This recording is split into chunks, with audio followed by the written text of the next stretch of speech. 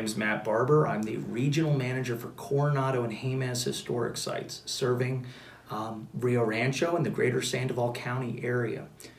Today I'm here at Meadowlark Senior Center in Rio Rancho, and I would like to talk to you today about medieval Africa.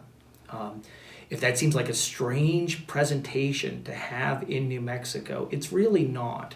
At Coronado and Jemez Historic Site, we focus on the colonialism or the colonization of New Mexico by the Spanish. And a lot of times I give talks discussing the greater colonial world, starting, of course, with the Portuguese in Africa in the 15th and 16th centuries.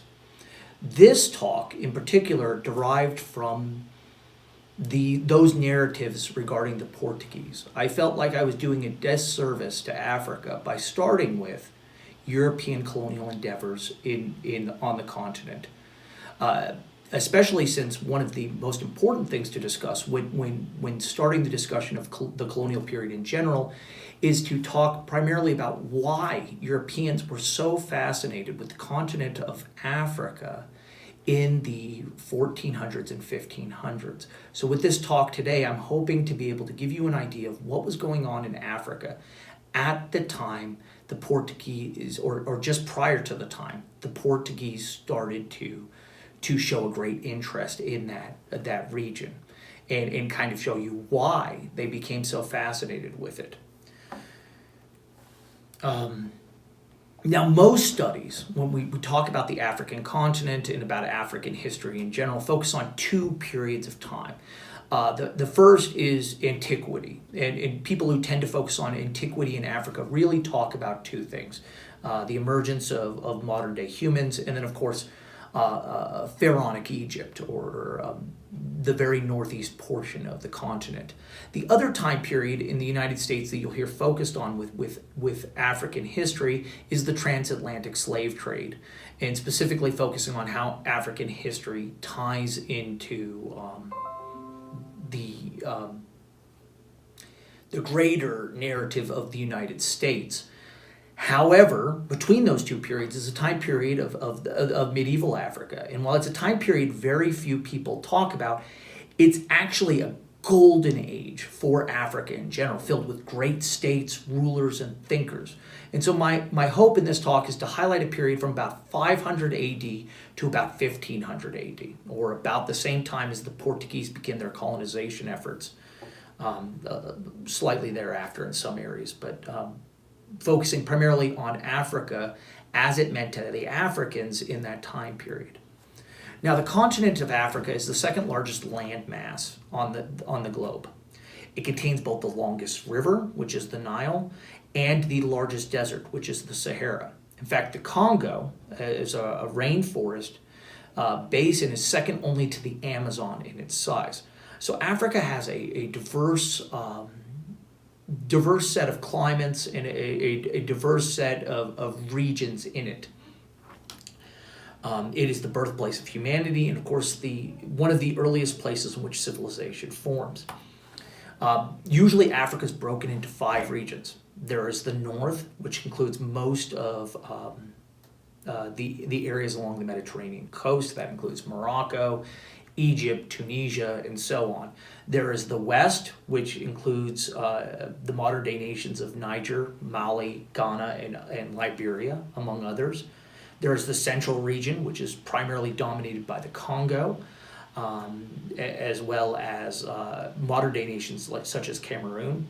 There's southern Africa, which is that area that includes what we would call today South Africa, Namibia, Mozambique, Zimbabwe, and so on. And then lastly, East Africa, which includes the Horn of Africa, as well as the East African coast down to Tanzania. And that area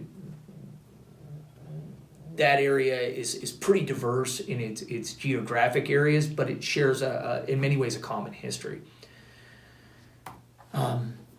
For African culture, starting in the medieval period, what we really see and what we're talking about at the beginning of this period, or actually going back into antiquity, is the spread of Niger-Congo-speaking peoples across the continent. These people are sometimes referred to as black peoples. While I find those terms problematic and anybody who uses those terms should be questioned, we do have to use that term a little bit to describe a group of people, primarily speaking Bantu, which are living in West Africa in antiquity. They're a chief-based society that has Iron Age production, Iron Age tools. They're really focused on the husbandry of livestock, as well as they begin to domesticate a couple of specific plants, including yams. And these people start to break out of the area along the Niger River around 2000 BC. And over the course of the next 3,000 years, these peoples are going to settle in almost all portions of Africa, including the East Coast or the Swahili coast, including South Africa, and even onto the island state of Madagascar. So if you can imagine these people, they're coming as colonizers and they're settling throughout Africa, and they're carrying with them an iron spear and a yam in their hands, and they're moving throughout the continent.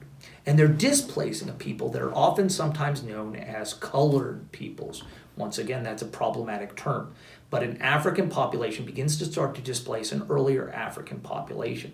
These people will then kind of shift onto the periphery of these larger black African nations. And these people are known by various terms today, but the most famous that you probably recognize in looking at National Geographic articles is the Bush peoples of the Kalahari. They are some of these colored peoples that exist into the present day. The exact date of when yams are domesticated remains unclear. They do not preserve very well in the archaeological record.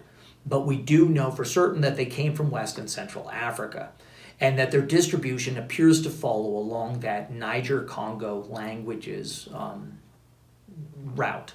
So the linguistic groups, as they spread across Africa, can be traced. As these groups spread, we can see, we're pretty confident the yam spreads with them. In the north, in late antiquity, we also see the spread of Christianity and Judaism. In fact, a lot of the early Christian scholars all came from North Africa. These peoples, these faiths were primarily venerated by three large empires in northern Africa. Those were the Mori Empire in the west, near Morocco, the Roman Empire, which was most of North Africa, and the Aksum Empire, which was centrally located kind of between Egypt and Ethiopia, in what we would call today portions of perhaps the Sudan and Ethiopia.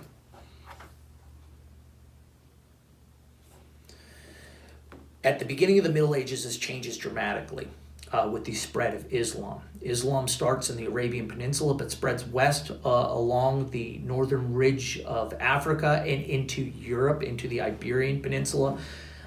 This conquest occurs during the 7th and 8th centuries, while Christian and Judaic minorities will still exist in these lands. Islam is really the primary motivator in North Africa and throughout much of Africa during the medieval period. The only Christian kingdom that holds on in North Africa is not the Roman Empire. It's not the Moris, but rather the kingdom of Aksum. The kingdom of Aksum kind of disappears a little bit from the historic records, and it retreats southward into the Ethiopian highlands. Most of our knowledge comes from these Arabic conquerors of North Africa starting in the Middle Ages. They traveled and spread Islam throughout much of West and East Africa during this period and give huge detailed accounts of the populations living there, as well as these populations are integrated into Islam, they give their own accounts of what's going on. The only areas which Islam does not penetrate into during the medieval period are Central and South Africa, and there's even a slight exception in South Africa with the region around the Lake Chad area. But these areas, we only have documents from the later Portuguese period, as well as the archaeological record. The most famous historian or African historian during the medieval period is a man by the name of Ibn Battuta. He lived from 1304 to 1369, and he was of Moorish descent or African Berber descent. He is viewed almost like while he was technically a religious figure, he was almost the Anthony Bourdain of medieval Africa in the sense that he traveled around and became kind of a celebrity status. So much so that when he went to places, he expected gifts, he expected to be treated nicely, and in return for all this, he would say great things about the people that he visited. In fact, and perhaps his most famous incident, he actually chastised the king of Mali for not providing him with enough gold. When he visited Mali, he decided, hey man, you guys are the things of legend. You're supposed to be really wealthy. I've been treated nicely here, but I haven't gotten a lot of gold. And the king of Mali, quickly upon hearing from Ibn Battuta that he wasn't being treated well, gave him tons of gold and slaves and sent him on his way and said, write good things about me.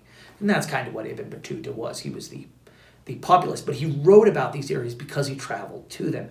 And it's from him that we get a lot of great accounts of what's going on in medieval Africa during the 14th century. Unfortunately, in the north, the Islamic conquest of North Africa did not last. While Islam stayed, the empire, the Umayyad Caliphate, which had ruled North Africa, fell apart after only about 50 years. And what happened is the Umayyads would continue in the far western portions, northwest portions of Africa, but in other areas, new regional powers came about. The most important of these was the Fatimid Caliphate, which was established in Tunisia, but eventually migrated east into Egypt and established the city of Cairo. In fact, they moved their entire empire or caliphate to Egypt in 972. While the Umayyads would continue in Spain for generations, they would eventually be replaced with another African group. This group would come from the deserts in the far western portion of the continent. They are known sometimes as the Almoravid or Murabitun, and I apologize if I'm mispronouncing those names. Arabic is not a language I am as familiar with as some of the others. But what really those words mean is people of the Rabat. These are people that lived on the at that point, the fringes of Islam society, way out in the deserts near present-day Senegal and Mauritania. During the 1040s, these Murabitun or Almoravid peoples invaded east into non-Islamic Africa, into the regions around the Niger River. They meet with limited success and destroy or ravage the kingdom of Ghana in the process. But eventually they move north. They are invited north and begin their conquest in North Africa and Spain. This would result in the Murabitun Empire. This empire, while originally focused on fundamental Islam, would eventually they'd get used to the wealth and privilege certainly associated with Islamic Spain, and they themselves would be replaced with another fundamentalist movement, the Almohad, in 1145. I do want to come back to what they did in Ghana in a moment. But there were other medieval kingdoms in Africa, in North Africa, that are probably perhaps worth talking about, even if it's just briefly. First of all, the Fatimid Caliphate would be replaced by the Ayyubids in Egypt, and eventually the Mamluks after them. After the Almohads passed on as an empire, they were replaced with the Marinids. There was also another group called the Zionids that existed in kind of north-central Africa at different periods in the past. All of these kingdoms would kind of exist in North Africa during the Middle Ages. In West Africa, the narrative really begins with written documents, beginning with the Almoravid invasion. Now, West Africa developed upon very different lines of history. First and foremost, states were established in West Africa without the appearance of Christianity, Islam, and Judaism. These kingdoms in West Africa were focused and primarily kind of clustered around the river systems. And what they really did is that most of the people living in these empires did subsistence-based agriculture. But the empires flourished primarily because they served as a buffer between trade along North Africa and gold fields that were located along the southern coast, or the Guinea coast of West Africa, as well as slaves. Now, slavery is a hard subject to discuss, specifically in medieval Africa. When I say slavery, you probably have a very clear idea in your head of what slavery is, and that is problematic for dealing with slavery in pre-modern Africa, because we tend to think of slavery through the lenses of the United States. Slavery was endemic throughout Africa during the medieval period. However, it should be very clear that while your first view might be to think of an African person as a slave, during the time period, the medieval period from about 500 to 1500 AD, more slaves were imported into Africa than out of Africa, which means more Europeans were brought in as slaves to Africa. I want to make this clear, or Asiatic peoples were brought in as slaves to Africa, and it was a mixture of those two peoples. Then black slaves were exported out of Africa. So very, very different. But black slaves were highly valuable in the Islamic world. And the reason for that has to do with Islamic code in general.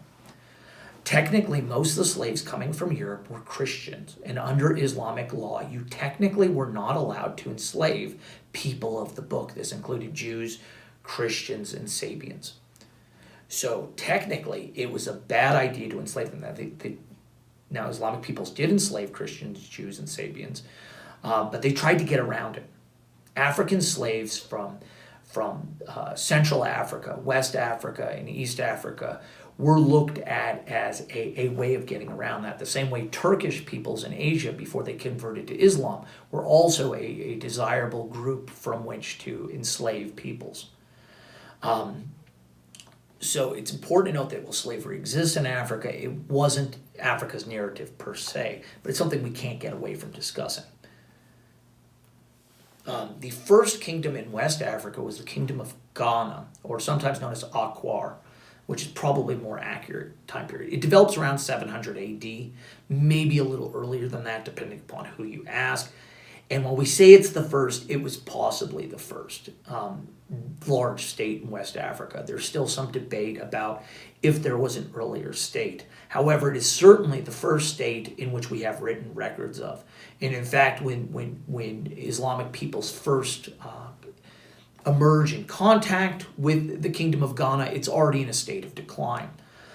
In fact, starting in about 1070, Islam would be introduced into the kingdom, primarily in the form of ruling elites. So most of the people who lived in Ghana did not practice Islam, at least initially. Instead, they had the elites, the nobility practiced Islam, and the majority of people practiced whatever form of paganism existed in their region at the time.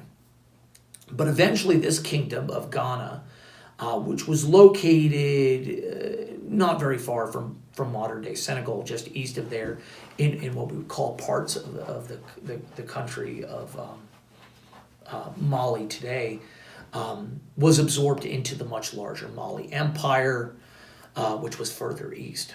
Now, the Mali Empire is probably, when you think of West Africa, and you guys will get to see lots of images of these different states, modern-day images as well, of some of the preserved structures when you're watching this post.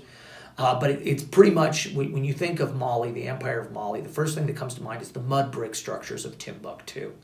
And in fact, Timbuktu is the capital of Mali along the Niger River.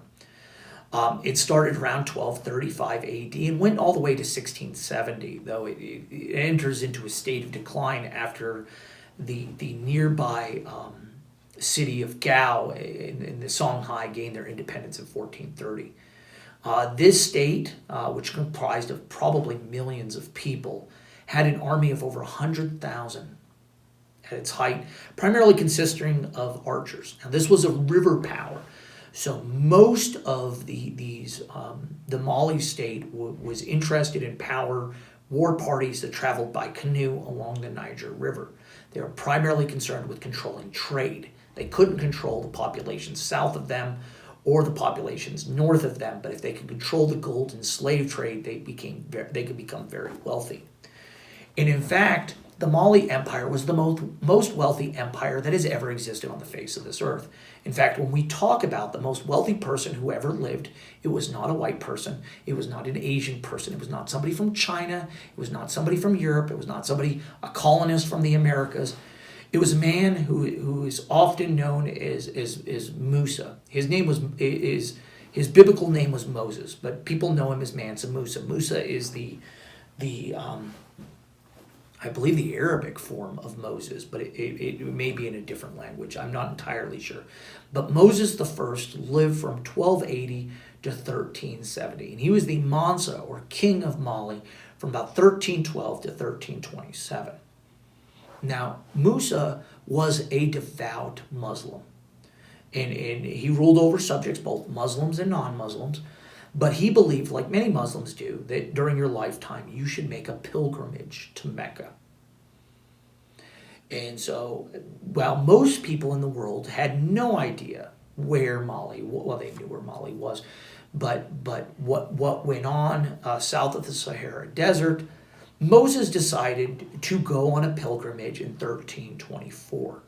This pilgrimage was unlike any undertaken by any Muslim person up to this point. He decided that if he was going to go on pilgrimage, he was going to bring a lot of his followers with him. So he set out from Mali with 60,000 supporters, 12,000 slaves, 80 camels, and 72,000 pounds of gold. This was enough gold that by the time he made it to Cairo, he bankrupted Cairo because inflation became so high. Now, this man was very friendly. He was a devout Muslim, and unfortunately, lots of people took advantage of his generous nature. But during this pilgrimage, he also came back with lots of different ideas and decided that he wanted his kingdom of Mali to be as great as any kingdom in the Islamic world, and he built numerous mosques and madrasas, or universities, including the Sankor Madrasa in Timbuktu, which is the most famous mud brick building you will see in the world. In fact, when you see the slides, you'll be like, wow, that is the most impressive and strange thing I have ever seen. It doesn't look, even though it's adobe or mud brick, it doesn't look like our adobe structures in the American Southwest. In fact, you can almost, as much as you can chart Africa by different regions, you can actually chart it by different construction methods. So in fact, when you see this part of the talk, you'll actually see a picture of the mud brick structure at Timbuktu with an African gentleman standing before it today. But you can really separate Africa into like three ranges of building structures. In the north and in the east, they used a lot of stone architecture. So on the Swahili coast, in North Africa, stone structures were dominant. In the west, mud brick structures, such as these adobe structures you see at Timbuktu, were kind of the norm. And then in the central, in southern regions, brush huts were very popular. But under Mansa Musa, under the Mansas and the wealth of the Mansas, they really do distinguish themselves as being the very pinnacle of perhaps mud brick agriculture, of mud brick architecture in the world. Now, Mali was followed by the Songhai, who were still going strong into the modern era. The Songhai are nominally Muslim, like the people of Mali before them. However, they fight a lot with the Berber peoples or Tuareg Berber peoples of Timbuktu and elsewhere, and it really kind of falls apart. In fact, soldiers from Morocco will eventually destroy Songhai with the Battle of Tondibi in 1591. Okay, moving counterclockwise into Central Africa. Central Africa was a lot like, or we believe it was a lot like, West Africa, only developing without Islamic influence. So whereas the Mansas of Mali were fundamental in many ways of their views of Islam, and even Songhai, the Mansas of Songhai, were at least nominally Muslim, even though their state consisted primarily of non-Muslim peoples. In Central Africa, we really don't have that mixture going on. And as a result, we don't have a lot of writing from the region. In fact, most of the names and histories of the states that occurred during Central Africa during the medieval period are not known to us. What we probably think they were is earlier representations of kingdoms such as Congo, Luango, and Mabata. That is to say, those are states that the Portuguese discuss when they arrive in or record on in the 16th century. It is to say, though, that we do believe there were very, very large states in Central Africa during the medieval period, and archaeological evidence backs us up. There are large population centers in the Congo Basin and in other areas. In fact, it's not that unsimilar to what we think of in the New World. So early Spanish explorers working in the Amazon noticed very large population centers in the Amazon. Those are now being backed up with archaeological evidence today, but they're really not as well known as their Peruvian highland or Mesoamerican counterparts. And of course, these kingdoms, as they existed in the 16th century, converted to Catholicism. So we don't have a clear identity of what those kingdoms may have looked like or how they were ruled prior to the coming of the Portuguese. What we do see is a lot of trade goods in these kingdoms. And perhaps the biggest of these kingdoms was the Kingdom of the Congo. Now, the Kingdom of the Congo probably was established sometime around 1390. It probably emerges out of an earlier kingdom that we just don't know the name of. But this kingdom was rather large. It extended from the Atlantic in the west to the Congo River in the north, to the Kongo River in the east, and the Kwanza River, and I hope I'm saying that right, in the south. It was ruled by a Manikongo. Manikongo meant king. And at least at the time of the Portuguese, the Manikongo of the Congo could extract tribute from over 500,000 subjects. So a very, very large kingdom. In fact, unfortunately, with the arrival of the Portuguese, the Congo would devolve into the primary exporter of slaves to Brazil and elsewhere. So they would be the first really to massively ship and export black slaves for the transatlantic slave trade. Slavery, though, in the central region of Africa does have a long history. While most of Central Africa was not Islamic, there was one exception. There were two groups of people living along Lake Chad in the medieval period. These peoples converted to Islam probably around 1068 or somewhere in there. So about the same time Ghana is converting as well. And these people eventually merge in the 13th century, the 1200s, into the Kanem-Bornu Empire. And this empire existed for one reason and one reason alone. It had the goal of capturing African peoples and shipping them north into North Africa, into the slave markets of Europe and the slave markets of the Middle East. We don't know much about this empire per se, but it's been suggested by some Arabic accounts that it had 3,000 armored knights. And the most impressive thing about Kanem-Bornu from a Western perspective is probably these knights. They look very strange to Western eyes. They were fully armored, but instead of wearing iron armor like we see in the north, they wore kind of a quilted armor on both their horses and on their bodies. These 3,000 or so armored knights of the Kanem-Bornu Empire were supported by tens of thousands of unarmored auxiliaries, and they raided into the Congo and into other areas to capture pagan African peoples as slaves for trade.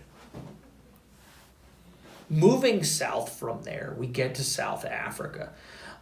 South Africa was also home to some large kingdoms during the medieval period, the most famous of which are probably Mapungubwe in Zimbabwe. And I apologize if I'm not saying Mapungubwe correctly. I'm doing my best. But both of these kingdoms, one before the other, and there were others, develop an economy primarily associated on the raising of cattle. The peoples who live in the kingdom live, their economy is focused on how many head of cattle you have as a terms of wealth, but they also controlled access to gold and ivory, which they would then trade with the kingdoms along the eastern coast.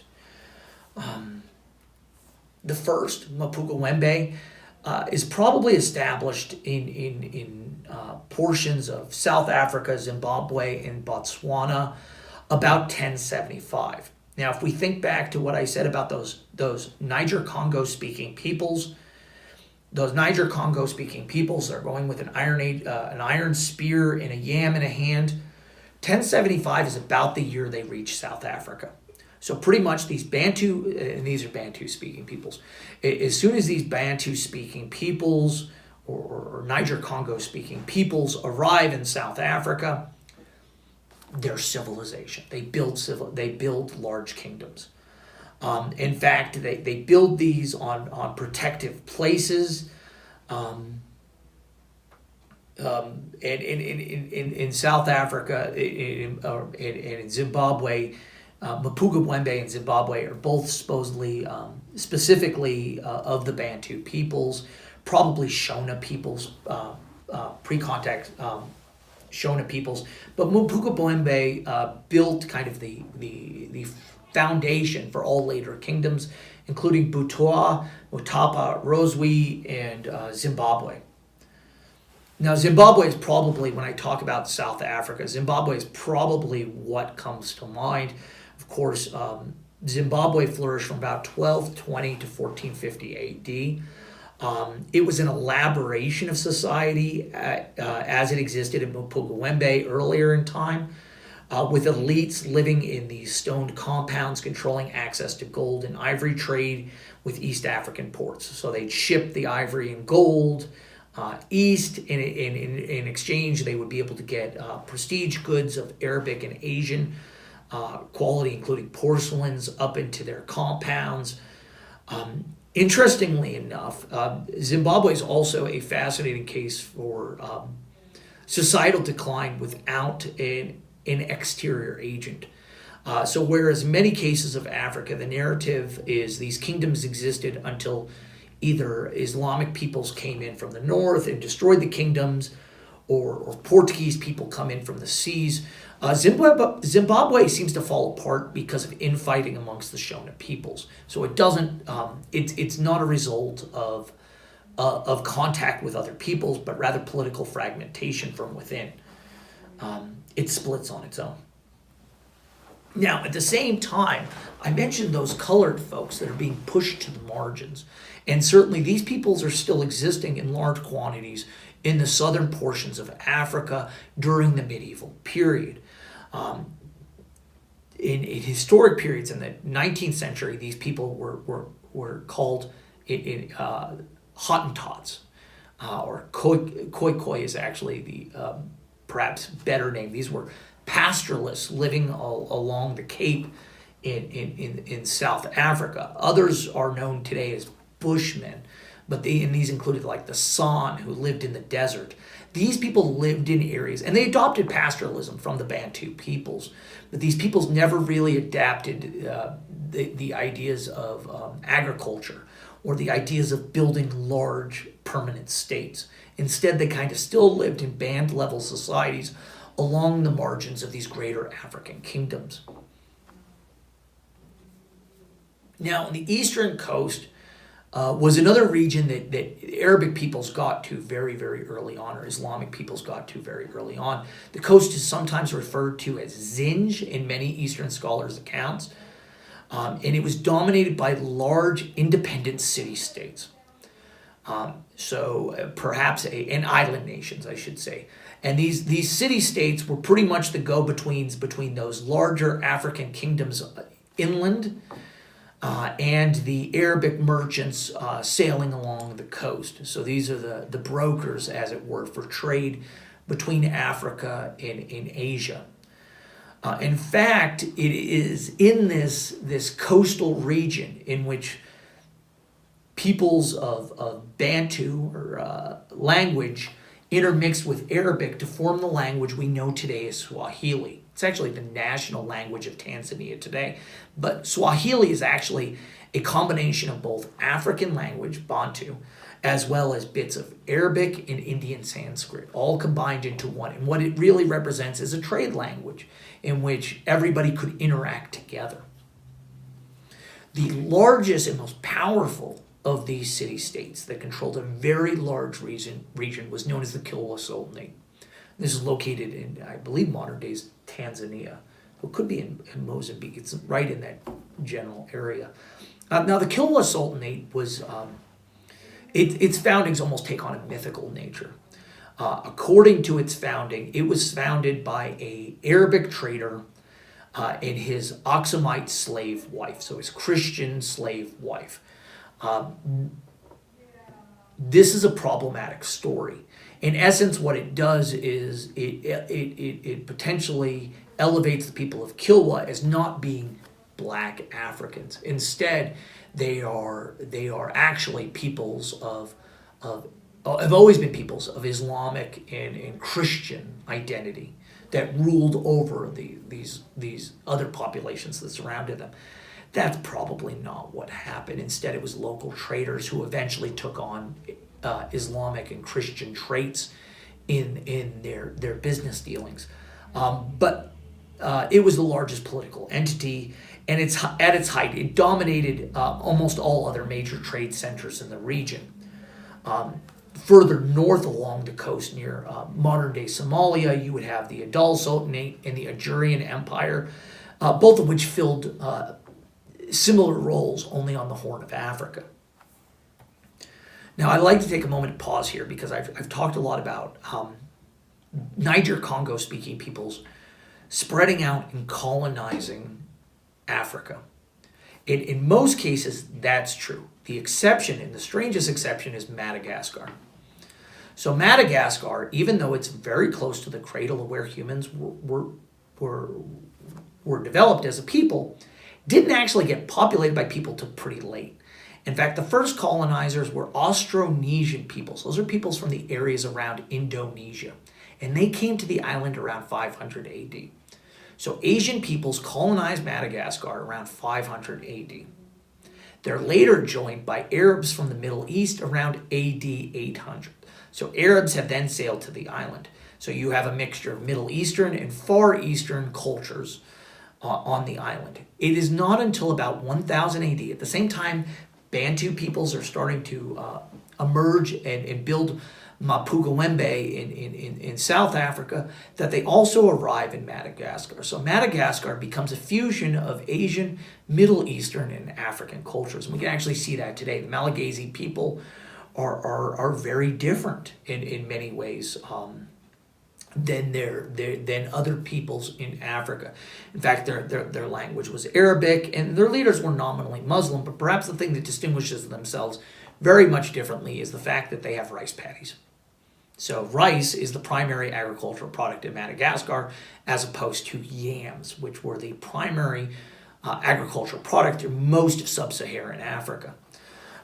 These Malagasy peoples did not develop into a large state until the Merina Kingdom, which was about 1540 AD. So it's much later in time period than most of the other kingdoms in this discussion. Now, Asian exploration, while it may seem strange, was going on throughout the period. The most famous Chinese exploration of Africa prior to European interest or prior to European exploration of the continent was Chinese exploration under Zheng He. And I apologize, it was probably Zheng He, and I apologize, my Mandarin is non-existent. But the Chinese, under this admiral, explored the world over the course of 7 journeys between about 1405 and 1433. The difference between Chinese and European exploration of Africa is that the Chinese explored Africa, brought back curiosities, but ultimately decided that that the African continent had nothing to offer the Chinese, and that China has everything it needs. In fact, China will come away from its explorations and become very closeted, become a very closed society as a result.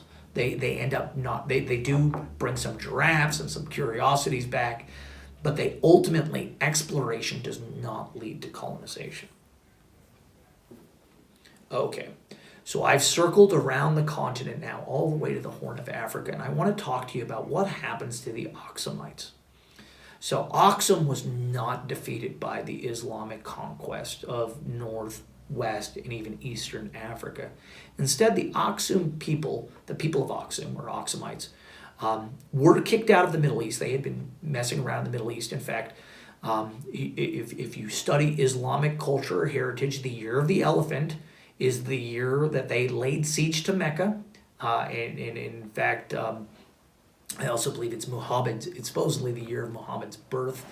But the Aksumites had actually brought a white elephant to attack the city, and supposedly, depending upon how you read the stories behind that, the elephant decides not to attack the birthplace of Islam. Instead, the Aksumites are eventually chased out of the Middle East, and they are chased out of North Africa, and they end up hiding out pretty much in caves in the Ethiopian highlands for generations. They still have a kingdom, but it's a minor kingdom compared to how powerful they've been during other time periods. But they are devout Christians.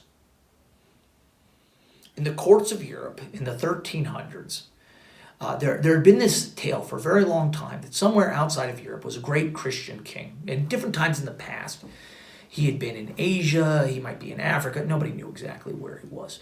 But in the 1300s, in the kingdoms of the Roman courts at Constantinople and elsewhere, they had a really good idea where that king was. They had never met him, but they knew he existed. And he existed in the highlands of Ethiopia. And he was known to Europe as Prester John. What happens in Ethiopia and why this myth becomes centered, this European myth becomes centered on Ethiopia, is because of a dynasty sometimes known as the Solomonic dynasty. And I apologize, I'm probably not saying that right. But in the 1200s, a king of these former Aksumites, now known as Ethiopians, claims direct ancestry to King Solomon and the Queen of Sheba. He says, we are at the very, all these other, you hear words about other Christian peoples, but they're not real Christian peoples. We are the true Christian peoples. We are the peoples of the Bible. We are the last defendants of this. And he goes on the offensive. So these Ethiopian peoples start to emerge from the highlands. He replaces a dynasty before that had been the Zagwe, which really had kind of watched the empire disintegrate. And under these new rulers, the Ethiopians reconquered a lot of their former empire. The most famous of these kings from this time period, of course, now maybe people today would say Haile Selassie is the most famous of these Ethiopian kings, but the most famous during the medieval period was a man known by the name of Amdasiyon I. He ruled as emperor of Ethiopia from 1314 to 1344. He reformed the army, and it's similar to a medieval knight. He puts his emphasis on cavalry or horsemen, and he conquers large swaths of land from his Muslim neighbors, both in the east and in the north. And so much so that when the Mamluk Sultanate has to come to terms with him, come to terms with the Christians, it's not the courts in Constantinople that they decide to talk to. Instead, it's it's Zion himself who has to talk about how Christians will be treated in Egypt, in the Middle East. And the idea that the Christian courts in Europe were not the most powerful Christian kingdoms came as a surprise for most Europeans, who now thought this Prester John was the person they needed to form their alliance to eventually destroy Islam. In all of these stories, so Amdasiyon, the great warrior, most powerful Christian leader that exists, the most wealthy person who exists, Mansa Musa, and and all of these journeys being written down by Ibn Battuta start to make their way into the courts of Europe. In fact, the Portuguese, who get so upset about slavery, so remember at this point, most of the slaves are actually coming from Europe. So Islamic peoples on the north coast of Africa are literally just, piloting boats over to Europe, gathering up European peoples, taking them in boats and selling them as slaves back in Africa. Some of these raids really upset a group of people that become the Portuguese. And the Portuguese actually, as a reprisal, attacked the city of Ceuta on the north coast of Africa. And the battle is won when a valiant Prince Henry leads the soldiers in the conquest. Prince Henry's not going to become the king of Portugal. He's the second son, maybe even third son. I think he's the second son right off the top of my head. But his conquest of Ceuta really starts to get him interested in Africa. And of course, these stories, these legends, particularly the legend of Prester John, encouraged him to spend Portuguese funds exploring the African coast. And this would eventually lead to the first global empire. Now, unfortunately, that story is a negative one for Africa, as things start to fall apart with the arrival of the Portuguese. African self-determination is replaced with the concept of a client kingdom. Firearms and alcohol will flood the continent, and African slaves and raw materials fuel colonial enterprises in both the Americas and Asia. But the legacy of medieval Africa, so ignoring what it did to fuel Portugal's interest in the continent and eventually Europe's interest in the continent, the legacy of medieval Africa is overwhelmingly positive. It is viewed as a golden age by many Africans today, even though it's not well known outside of Africa. In fact, many of the African states you see today on a map are named after or inspired by these earlier medieval kingdoms. For example, Zimbabwe is named after Greater Zimbabwe. The kingdom of Ghana, or the state of Ghana, isn't even at the location Ghana ever existed. So Ghana today on a map is in a very different location than the old kingdom of Ghana. But they were inspired by the history of that place when they developed their own nation. Similarly, Mali is a good example of a nation that exists today that isn't technically associated with the old Mali kingdom, but is inspired by it. And of course, some of these medieval kingdoms do exist today. The most famous example of is Ethiopia, which still exists as a state and has always existed as a state since antiquity. They are those Aksumites. They are still one of the early Christian peoples and one of the most militaristically powerful nations that Africa has ever spawned. I know that today that seems not right, but they've always been a fierce warrior people. So what are the conclusions that we can learn from this talk? Well, first and foremost, the history of Africa is rich and diverse across the continent. Anyone who thinks of an African history is mistaken. There's lots of different histories, lots of different nations. And in fact, popular history may only focus on one or two of those nations. There was a lot of great things going on in Africa. But really during the medieval period, what we're talking about is really the spread of Niger-Congo-speaking peoples, and Islam kind of helped define that period. So the spread of these peoples and the spread of Islam really helped define that period. But even if we take those two traits and we remove them completely, complex civilizations emerged in Africa in places where these attributes were not present. So you didn't need Niger-Congo-speaking peoples or Islam for a kingdom or to develop in medieval Africa. And then more importantly, I said that Africa underwent a golden age in the medieval period. This is both figuratively and metaphorically.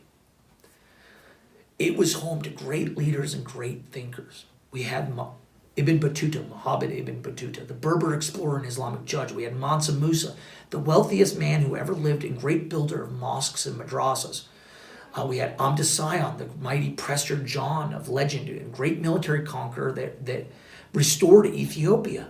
All of this emerged during the 14th century. In fact, if you wanted to say the medieval period was Africa's golden age, it was really the 1300s or the 14th century that was the true golden age of Africa. But there's a lot we don't know. In fact, the study of medieval Africa is still in its infancy because up until very recently, most of the Arabic sources were not translated into English and were difficult for even Arabic scholars to properly read and understand. That is certainly helping with our knowledge of Africa, but also archaeology is being brought in to fill a lot of the gaps. So I'm going to leave it there. And thank you all for your attention in this lecture about Africa. And I hope you will come out and visit Coronado and Jemez historic sites. Currently, we are open Thursday through Sunday from 10 a.m. to 4 p.m. We are free to New Mexico residents the first Sunday of every month. So please visit us. Thank you.